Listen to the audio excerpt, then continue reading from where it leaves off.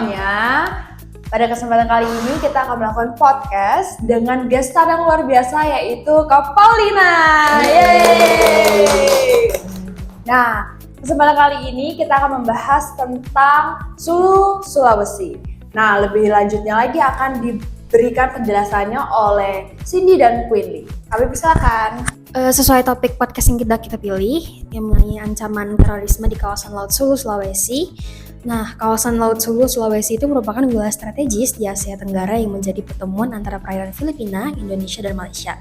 Wilayah ini memiliki nilai penting secara geopolitik dan ekonomi karena memiliki jalur utama perdagangan maritim serta kaya akan sumber daya alam, seperti ikan dan minyak bumi. Namun, kawasan ini juga menghadapi berbagai tantangan keamanan, terutama ancaman terorisme. Nah, karakteristik geografis dan kerentanan Laut Sulu, Sulawesi ini sendiri terdiri dari ratusan pulau-pulau kecil dengan garis pantai yang panjang dan sulit diawasi. Nah, kondisi ini menciptakan celah keamanan yang dimanfaatkan oleh kelompok-kelompok teroris seperti Abu Sayyaf di Filipina yang dikenal melalui penculikan, perampokan, dan penyelundupan senjata. Kerentanan geografis ini diperburuk oleh lemahnya pengawasan perbatasan maritim antar negara.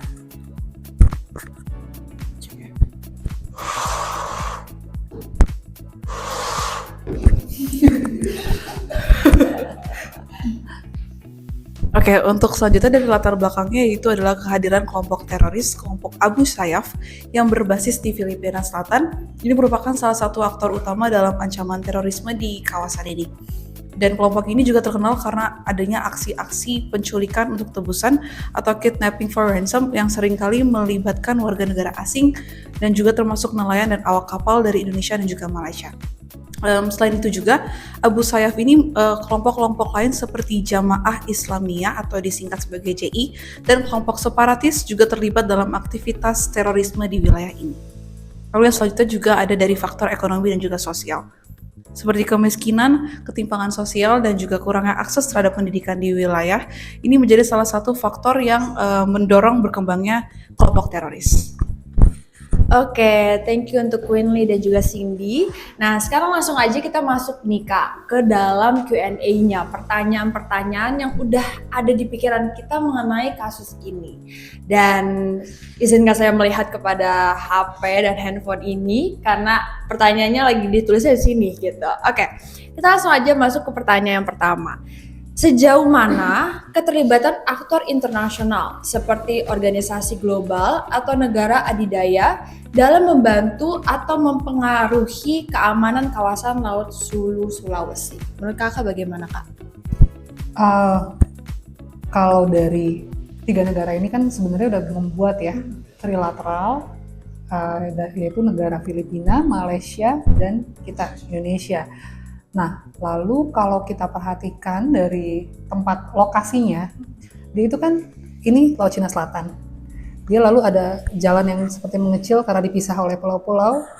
Lalu ada Sulu, lalu ada Celebes di bawahnya. Nah, Celebes itu yang lebih dekat sama Sulawesi tadi yang saya lihat itu ya dari petanya begitu.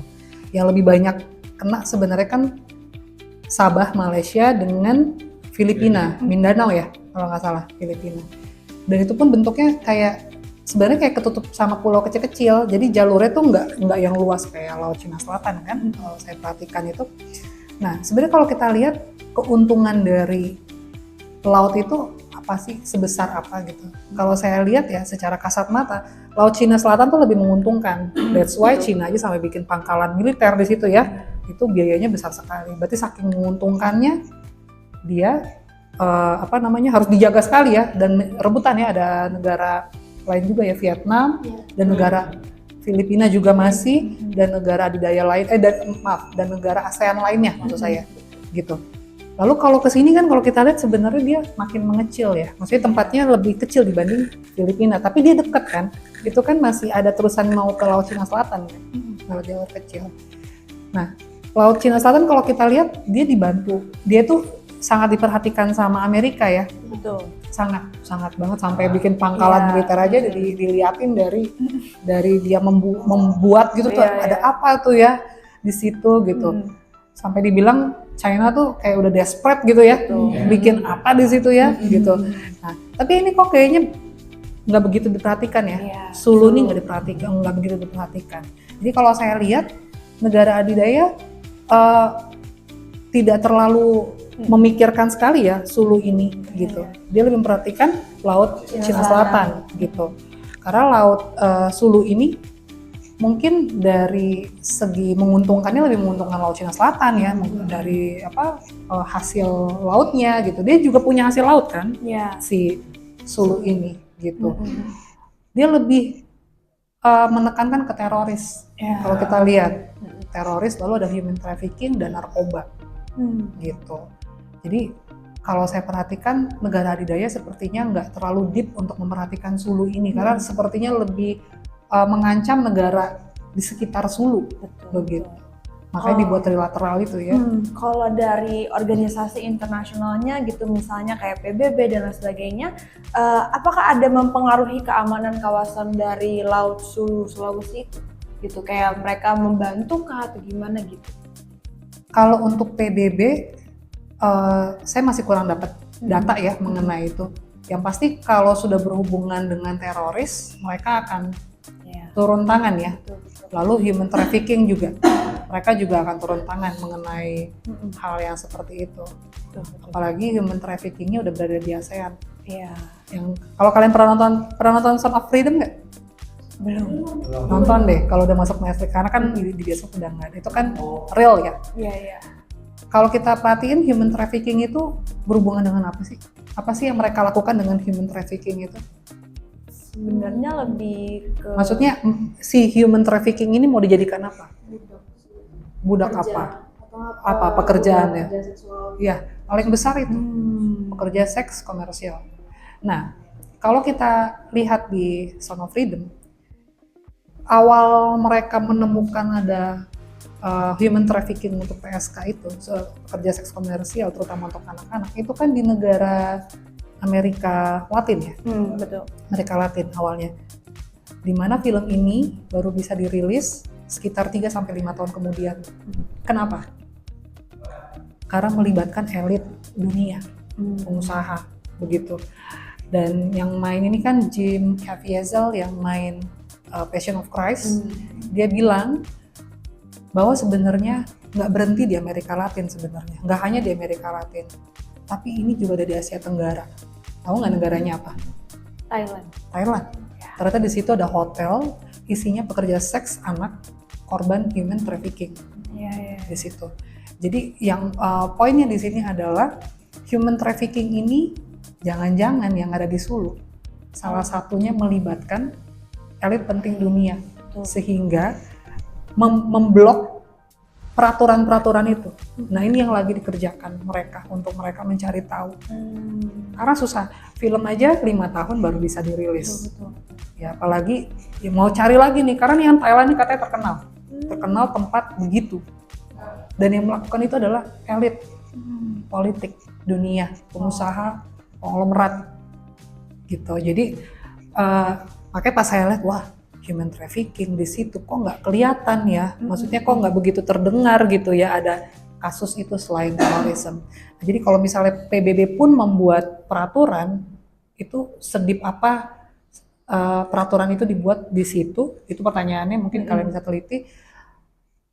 Dan kalau misalnya itu nggak terlalu diperhatikan dan Thailand menjadi jangan-jangan Papua itu juga si laut itu human traffickingnya lewatin laut itu ya, kita kan nggak tahu. Gitu. Betul. Ya, jadi kemungkinan mungkin ya karena melibatkan elit politik dunia, jadi sehingga policy itu tidak terlalu diperhatikan untuk itu. Gitu. Oke. Nah, untuk pertanyaan yang kedua yaitu bagaimana cara ketiga negara menggunakan diplomasi maritim untuk memperkuat hubungan dengan negara-negara tetangga dan mitra internasionalnya?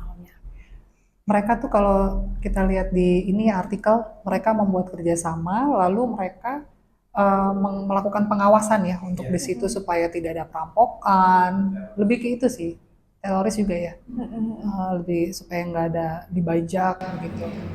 Banyak juga ini sih Kak, penyelundupan senjata yang mungkin dari yang untuk teroris itu pergunakan, karena dia kan bingung juga kalau mau lewat jalur laut Cina Selatan itu kan udah pengawasannya emang ya yang kita tahu itu Laut Cina Selatan yang memegang kuasanya itu udah negara-negara adik kuasa gitu kan, jadi pengawasannya yang benar-benar ketat.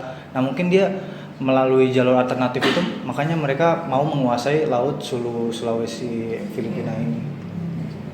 Jadi mungkin itu jadi jalur alternatif para terorisnya sendiri sih, Kak. Betul. Tapi datanya mengatakan bahwa yang dikurangi adalah perampokan dan bajak lautnya ya, seperti membajak kapal. Tapi saya belum nemuin data apakah berkurang human trafficking-nya, apakah senjatanya berkurang, begitu. Nah itu kan kita nggak tahu ya, mungkin juga itu kan melibatkan itu ya, apa namanya, orang yang pemangku kepentingan itu yang bisa menutupi itu. Karena kalau teroris kan ya kalian tahu ya, itu kan kayak ISIS, kita kan taunya ISIS tuh membela kaum pembela gitu ya. Untuk sebagian orang ngomongnya begitu. Sedangkan udah ada data-data menemukan bahwa ISIS dibiayai oleh negara apa aja? Negara adidaya juga ya. Ada Amerika, ada Rusia juga ya.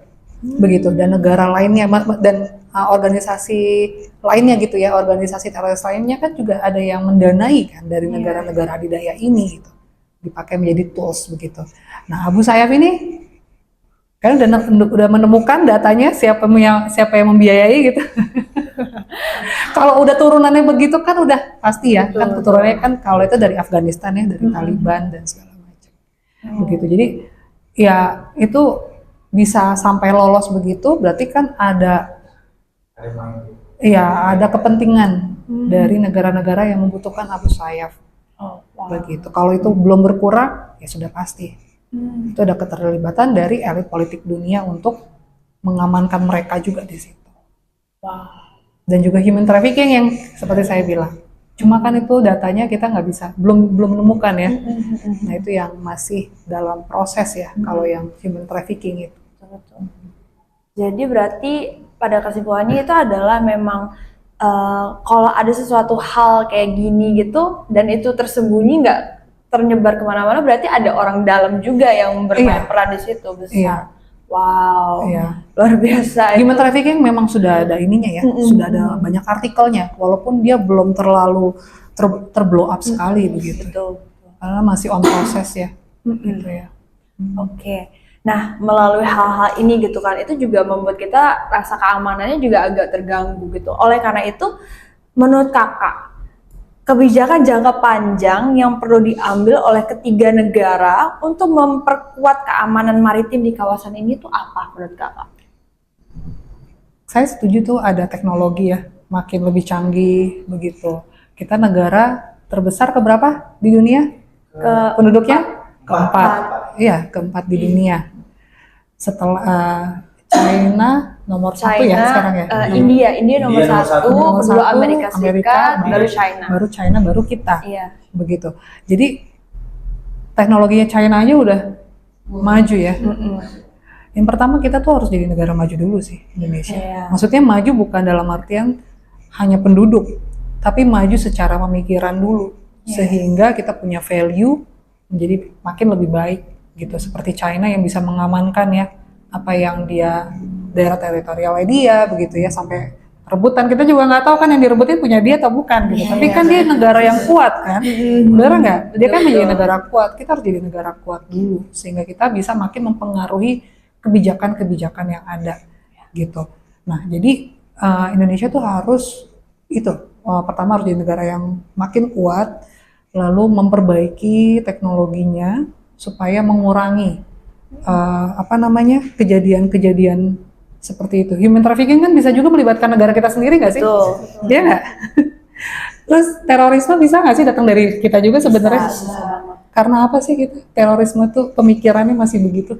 Mungkin perbedaan-perbedaan seperti kalau yang kita lihat di Aceh dan lain sebagainya gitu kan, ada perbedaan teroris terhadap ras tertentu, ataupun juga karena kepentingan-kepentingan yang mengadu domba. Iya betul. Sebenarnya kan karena kita mungkin kurang sibuk kali ya pikirannya.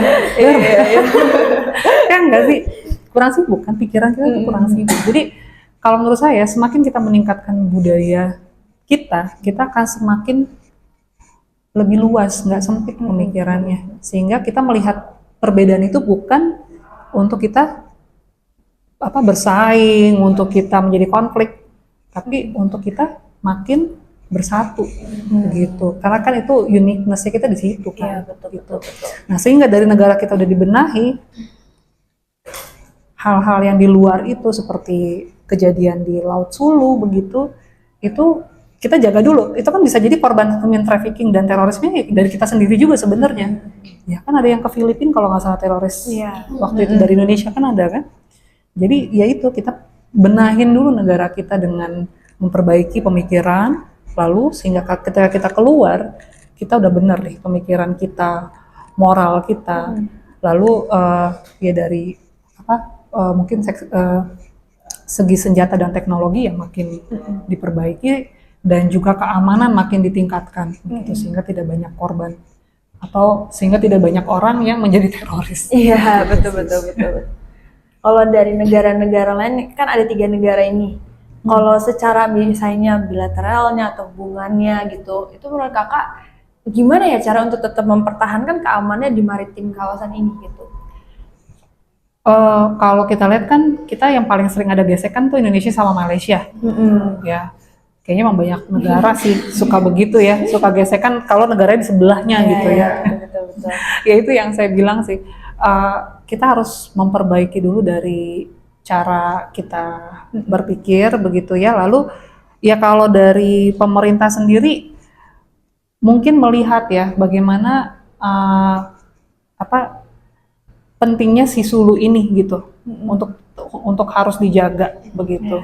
Karena kan di ASEAN ini negara yang paling besar itu kan negara Indonesia begitu. Berarti kan kita lumayan banyak juga kedapatan sesuatu mungkin yang misalnya kayak korban atau apa gitu ya. Jadi harus makin ditingkatkan dan meningkatkan kerjasama untuk mengadakan perbaikan dalam keamanan gitu ya. Oke.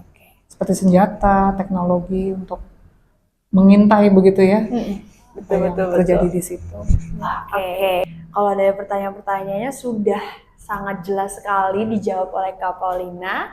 Nah, dari teman-teman apakah ada yang mau ditambahkan atau ditanyakan? Sudah aman? Karena udah jelas banget, makanya kita udah langsung kayak oke, udah tahu, udah paham. Nah, tapi kita harus tutup dengan apa? Kesimpulan. Oleh karena itu, saya berikan kesempatan kepada teman-teman, yaitu Nessa dan juga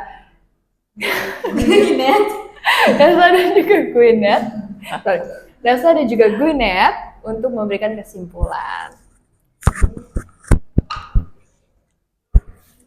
Ini gimana caranya?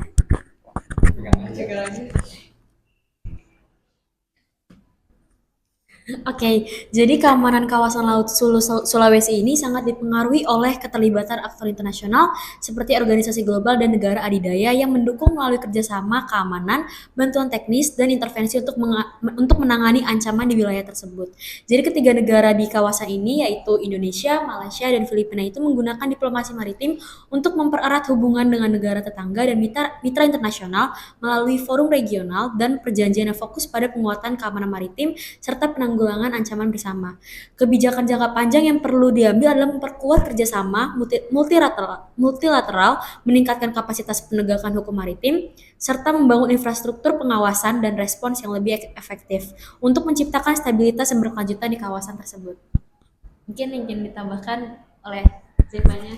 Mungkin yang saya tambahkan dari kesimpulan hari ini, dari ketiga negara ini harus adanya kerjasama trilateral yang tadi sudah disebutkan oleh Kapau untuk adanya pengawasan yang tadi adanya bahwasannya Pulau Sulu Sulawesi ini yang terjadi di antara 3 negara yaitu Indonesia, Filipina, dan Malaysia ini di dalamnya itu ada terjadinya pembajakan dari teroris sendiri dan juga adanya human trafficking yang terjadi di situ. Nah, mungkin untuk ketiga negara ini bisa bekerja sama untuk adanya pengawasan yang lebih ketat dan juga dari Indonesia sendiri harus juga memperbaiki dari dalamnya dulu, dari lokalnya dulu lah, nggak usah jauh-jauh untuk kerjasama antara ketiga negara ini harus membenahi diri dulu yang sudah dijelaskan oleh Kapau. Sebelum kita masuk untuk bekerja sama dengan negara-negara lain, kita harus prospek diri kita sendiri, prospek ke negara kita sendiri, apa kurangnya kita dan apa yang harus kita perbaiki dulu untuk bekerja sama dengan kedua negara, di mana yang kedua negara ini juga di mana Malaysia dan Filipina itu juga merupakan negara-negara berkembang seperti Indonesia, dan kita harus tahu diri kita kelemahannya apa, dan kita harus bisa membenahinya itu dulu, dan kita harus cari tahu dulu Filipina seperti apa dan Malaysia itu seperti apa untuk kita melakukan kerjasama trilateral tadi. Mungkin cukup sekian. Oke, baik. Sekian dari kelompok kami mengenai podcast bersama dengan Kak Paulina. Sekali lagi kami ucapkan terima kasih sebanyak-banyaknya kepada Kakak karena telah membantu kami untuk mengetahui dan tercerahkan apa yang sedang terjadi pada Sulu, Sulawesi. Oleh karena itu, sekian dari kami. Terima kasih. Sampai jumpa selanjutnya. Bye. Kita jadi YouTuber aja. Boleh.